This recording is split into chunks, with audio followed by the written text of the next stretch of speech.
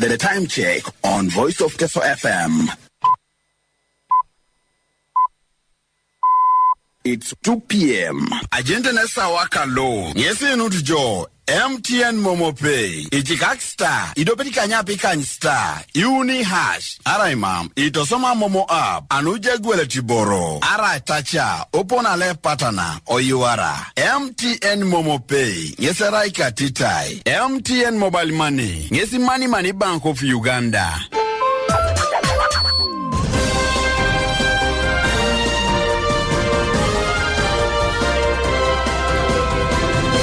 Voice of Teso News. Minister Gwang prepares Teso ahead of MK's visit.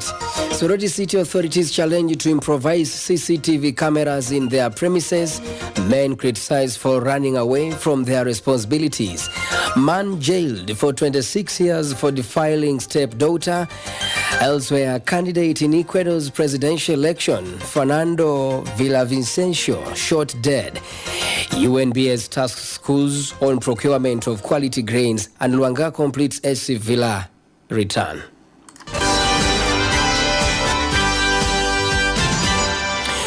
Good afternoon, listener, and welcome to Voice of Teso Radio News Desk at 2 p.m. The news read to you by Jonah, Osike, Akello.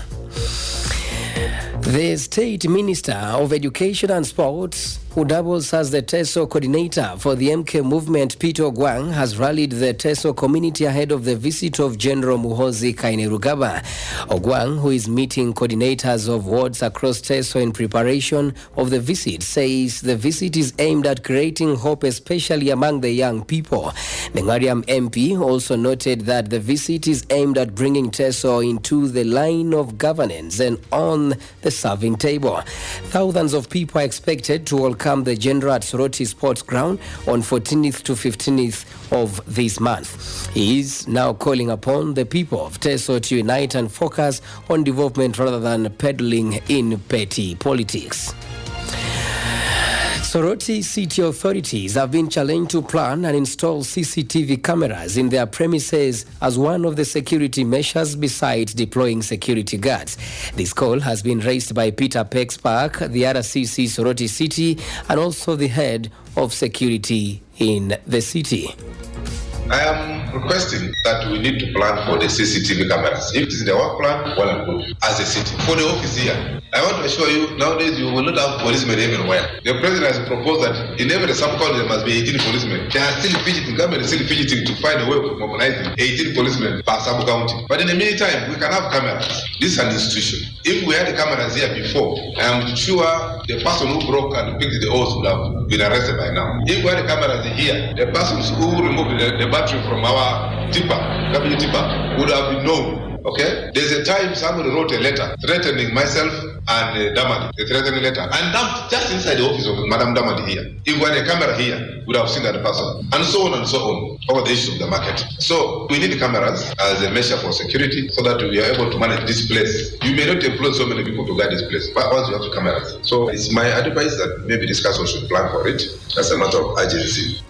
Meanwhile, he encourages the community members to embrace vigilance on security and always liaise with security personnel to counter insecurity in their surroundings. We need to continue to educate our communities to be vigilant on the issues of security. There are smaller incidences that are manageable, but they are not good for our city. We have people who still hijack people on the way. I think 1 week or 2 weeks ago, Madam, the wife to Honorable Telek, was attacked towards the gate and she lost the phones. 2 days ago, another young man was attacked. He was going very in the morning to Immaculate, last Sunday actually, to pray. At around 5:30, came from Awoja, was attacked and they lost the phones. So those guys are still around, but they are not really so dangerous to the point of disrupting business in our city. But we want to promote vigilance, and all of us have a responsibility. The men in Wera, Amuria district, have been slammed for running away from their family responsibilities. Ruth Alalo, the district female councillor for Wera sub-county and Wera town council, says that most men have run away from their responsibilities, leaving women with a lot of burden from housework to garden work, which she says is promoting domestic violence. However, Alalo has attributed this to economic hardships, whereby it's hard for men to get money for providing for their families and often resort to wasting time in trading centers, and this makes women to assume that men are eating their money alone from the centers.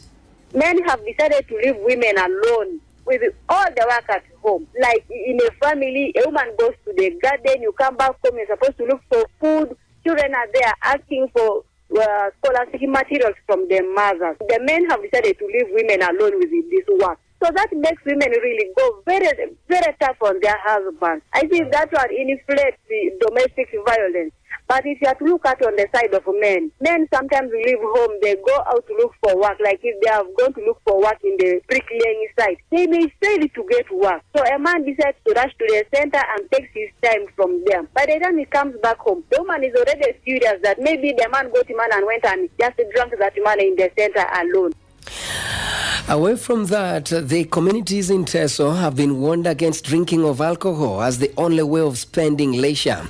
According to the chairperson board of governors at Nile Breweries Limited, Jonah Ekomoloit, people in Teso should resort to spending free time by organizing cultural plays and games like ajosi, athletics and football, but not to think that drinking alcohol is the only way of spending leisure in our communities.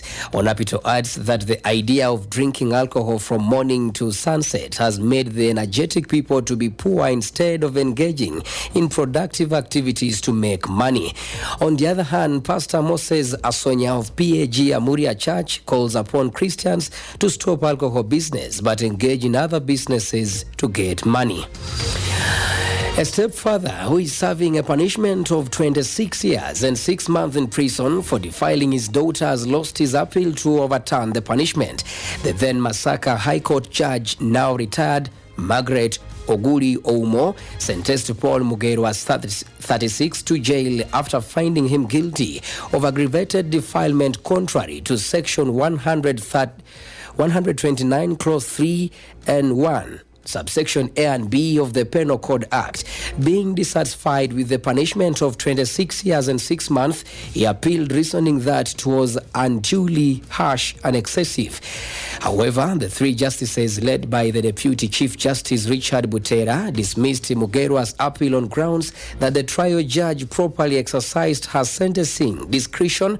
Thus, they found no reason to interfere with the sentence she passed. Other justices are Catherine Bamugemerere and Eva Luswata. The justices held that it was evident that the trial judge in sentencing Mugwera duly considered all the mitigating factors he had advanced by the prosecution, to which she found that the aggravating factors overweighed the mitigating ones. It was a prosecution case that Mugwera in May 2011 in Bukomasimbi district performed an unlawful sexual act with a girl aged 8, and at the same time he was in a relationship and cohabited with the victim's mother. Prosecution further stated that while the victim's mother was away to a visit to her older children in Nyanga village, she left her under the care of Mugerwa, who always asked her to join him in his bed where he would have sexual intercourse with her. International news. A candidate in Ecuador's forthcoming presidential election who has campaigned against corruption and gangs has been shot dead at a campaign rally. Fernando Villavicencio, a member of the country's National Assembly, was attacked as he left the event in the capital, Quito, on Wednesday. He is one of few candidates who allege links between organized crime and government officials in Ecuador. A state of emergency has been declared following the assassination. Ecuador has historically been a relatively safe and stable country in Latin America, but a recent rise in violent crime, fueled by the growing presence of drug cartels, has been a central issue in this year's presidential campaign in the country. Witnesses said Mr. Villavicencio, a serving congressman and former journalist, was shot 3 times. A member of his campaign team told local media the 59-year-old was getting into a car when a man stepped forward and shot him in the head. 6 people have been detained by police in connection with the assassination after a raid in Quito, they added. The first round of the presidential election is scheduled to take place on 20th of August this year. Business News on Voice of Teso is brought to you by Euroform. Euroform, sleep better. In business, the Uganda National Bureau of Standards UNBS has tasked the schools and heads of institutions in the Acholi sub-region to observe the procurement of quality grains for feeding their learners in a bid to promote their safety. The call comes amidst concerns about the quality of food, especially posho, rice and beans, which are majorly consumed by learners in school but supplied by uncertified suppliers from the region. Patricia Ejalu, the Deputy Executive Director in charge of standards at UNBS, says food quality remains a key issue that needs to be addressed in the education sector if learners are to be safe, since most food suppliers are not certified. Ejalu notes that school and institution heads in the region must ensure they only purchase food from suppliers that have been certified by UNBS and are following the right standards in food production to scale down the risk of harming the learners. We have the report. We are here to meet the different stakeholders to encourage the use of consumption of foods that meet Uganda standards. We're trying to promote procurement of food from certified producers, people who have gone through what is needed to make sure that a product meets the standards. So we've had a series of engagements. Yesterday we were with the government officials, local leaders. Today we have been with proprietors and head teachers of schools, and tomorrow we shall be meeting the actual manufacturers. So this is basically an effort to try and raise the issue of why it's important to give our children, to give the people in the education sector food that is safe. Business News Was brought to you by Euroform. Euroform, sleep better. The Sports News. SC Villa have completed the signing of former KCCFC striker Charles Luanga, alias Neymar. Earlier on, Luanga had agreed terms with his former paymasters SC Villa. He has put pen to paper on a 3-year employment contract at Villa. The striker recently mutually agreed to terminate his employment contract at KCCFC with a year remaining. Luanga returns to the record Uganda Premier League champions, whom he prematurely left at the start of the 2020-21 campaign for KCCA-FC. This was after a ruling by FUFA's Player Status Committee against SC Villa, who had not cleared his sign-on fees and monthly salaries.